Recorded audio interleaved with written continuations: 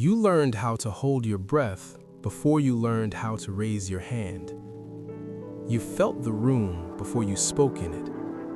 You watched faces tighten. You measured footsteps in the hallway. You memorized the sound of a sigh that meant, "Not now." You weren't told to be quiet. You just understood.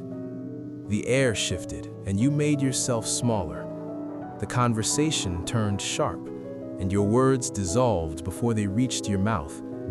You studied tone the way other children studied colors, and somewhere inside, you decided that silence was safer than taking up space. When did you start believing that your voice was a problem? Silence became your strategy. You learned to read temperature shifts in a room before anyone else noticed them. You felt when laughter had edges. You knew when questions were traps. You sensed when your excitement would be too much. So you filtered yourself. You edited stories down to one sentence. You swallowed reactions before they rose to your face. You practiced neutral expressions in the mirror of other people's moods. Your nervous system stayed alert, even in stillness. Stillness wasn't calm, it was calculation. How long can you survive by disappearing? You were called easy, low maintenance, mature for your age. You learned that approval came when you required nothing. So you required nothing. You didn't ask for comfort twice. You didn't interrupt. You didn't demand to be understood. You adapted.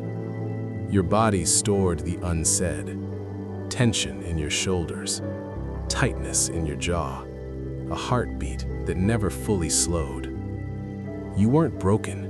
You were preparing for impact that might never come. Who would you have been if you felt safe enough to be loud? The quiet followed you, into friendships, into love, into rooms where no one was measuring you anymore. You still monitored tone. You still rehearsed sentences in your head before speaking them. You still felt a flicker of danger when someone said, "Tell me what you need." Need felt unsafe. Need felt loud. But something in you never stopped waiting. Waiting for someone to notice the pause before you spoke. Waiting for someone to ask twice. Waiting for space that didn't collapse when you filled it. Your silence kept you safe, but it also kept you unseen. Can you let yourself be heard without bracing for loss?